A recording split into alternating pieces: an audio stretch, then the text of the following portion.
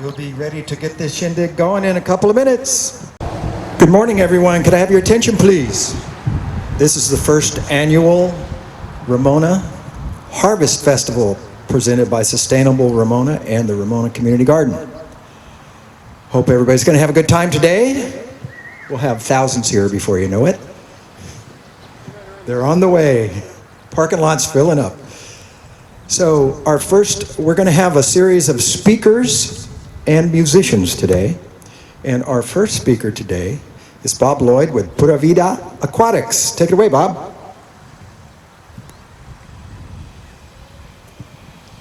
Good morning. Morning. What a great day. I'm Bob Lloyd. I have a PhD in microbiology molecular genetics. I'm a board member with San Diego Permaculture, and I own Pura Vida Aquatic to try to do non-chemical outside water sources.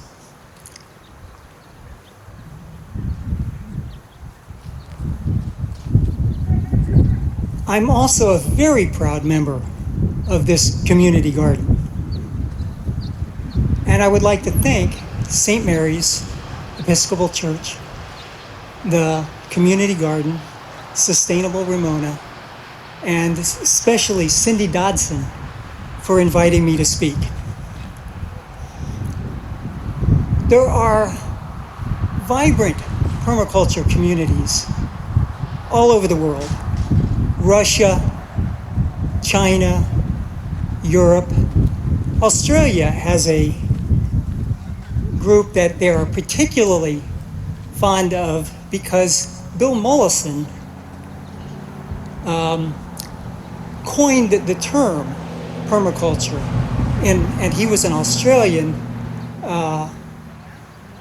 ecologist, biologist.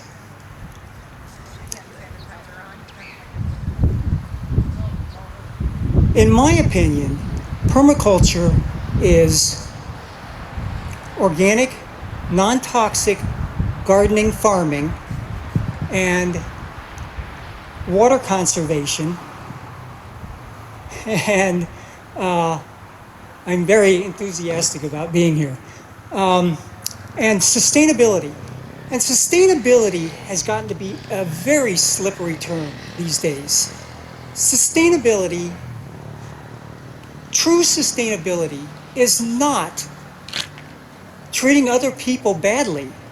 Sustainability is not the latest, greatest green pesticide. Sustainability is not instant gratification. The permaculture is defined as living with the world, as Bill Mollison defined it, as attempting to model human systems and human behavior on ecological and biological systems.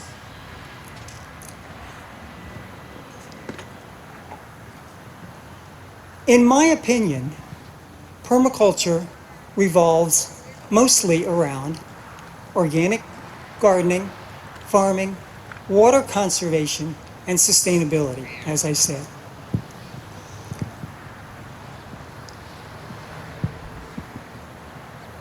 And as I said, sustainability is a slippery term, and I listed what it's not. But in my opinion, what sustainability is stop, look, listen, learn. Stop trying to kill everything that's in our way. Look at the biology and the natural systems that we're supposed to be modeling our behavior on. And at this point, I was going to offer anybody in the audience the opportunity to see a baby dragonfly, because it's look at our environment. Would anybody like to see a baby dragonfly? We'll do it later.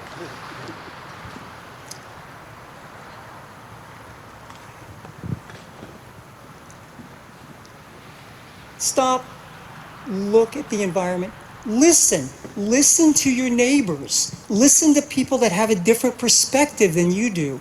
Listen to people that have a different opinion than you do. All of this is hard. It's hard to stop and slow down. It's hard to look at things as deeply as we should be. It's hard to listen to people if you don't agree with them. But what's the hardest is learning. I usually laugh and say when I was getting my PhD that I was dragged kicking and screaming through a little chemistry. Well, it was actually a lot of chemistry. Organic chemistry, analytical chemistry, biochemistry, physical chemistry, the physical chemistry of macromolecules. I even had a class on the chemistry of how antibodies bind their target. Learning the chemistry was hard. I love biology. I didn't want to learn the chemistry. Learning it was hard. Flashcards and late nights and exams, oh my. But if I hadn't have put in some of the effort, if I hadn't have done the best I could at learning the chemistry, I wouldn't have the perspective that we have today, that I have today, on how the chemicals we're spreading around the environment interact with our chemistry, causing cancer, neurological diseases, and even excess weight gain.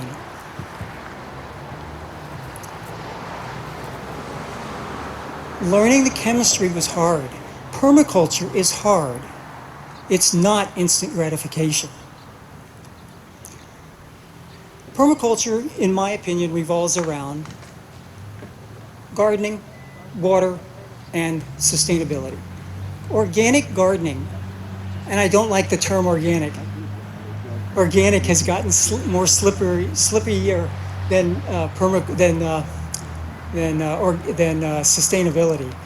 But non-toxic gardening, non-toxic farming is a core part of permaculture. Be careful though, he's and recording. Community gardens are an awesome resource in that aspect. Community gardens such as this one are a library of practical knowledge on how to grow plants non-toxically, and they're an incredible resource to the community. I'd like to give the St. Mary's in the Valley Community Church, their congregation, credit for putting their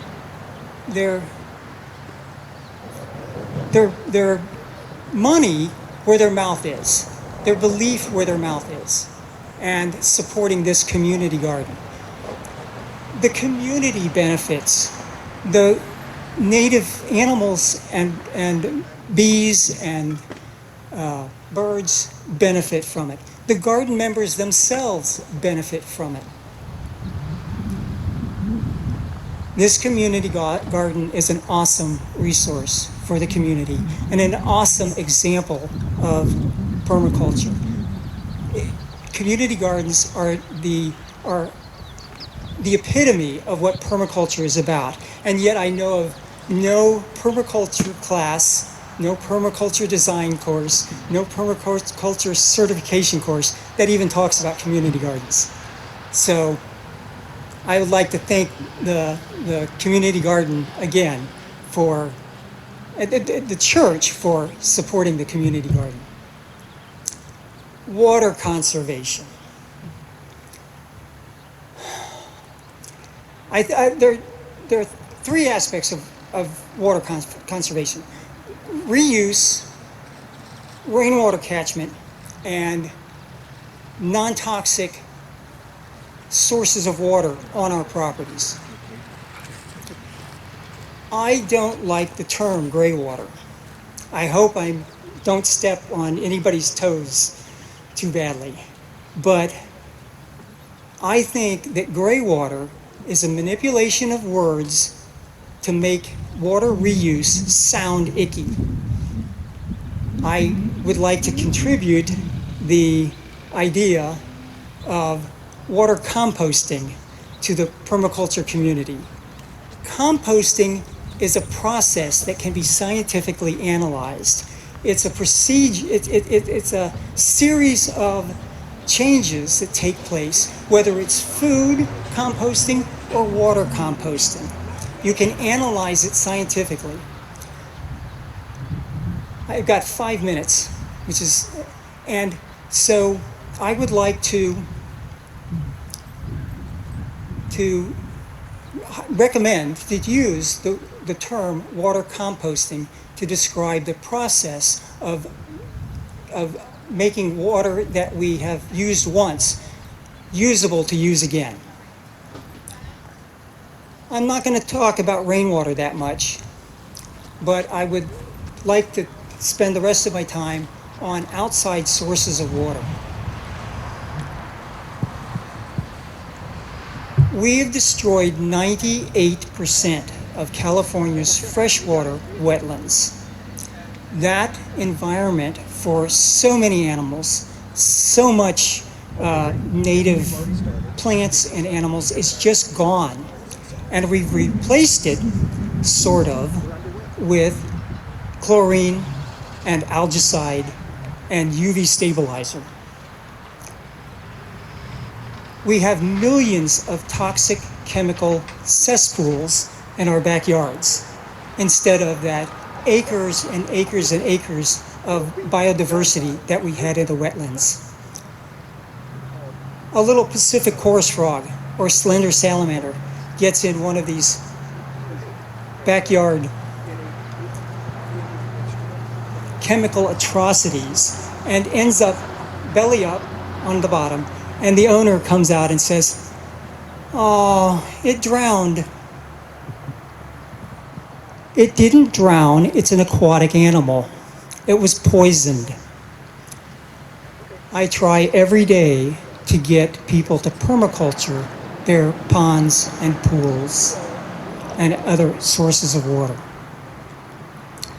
So I've probably gone a little bit over my time. I again would very much like to thank St. Mary's in the Valley Episcopal Church, the Sustainable Ramona, the community garden here, you all, and the rest of the speakers today and the musicians for what's going to be a wonderful day. Thank you very much.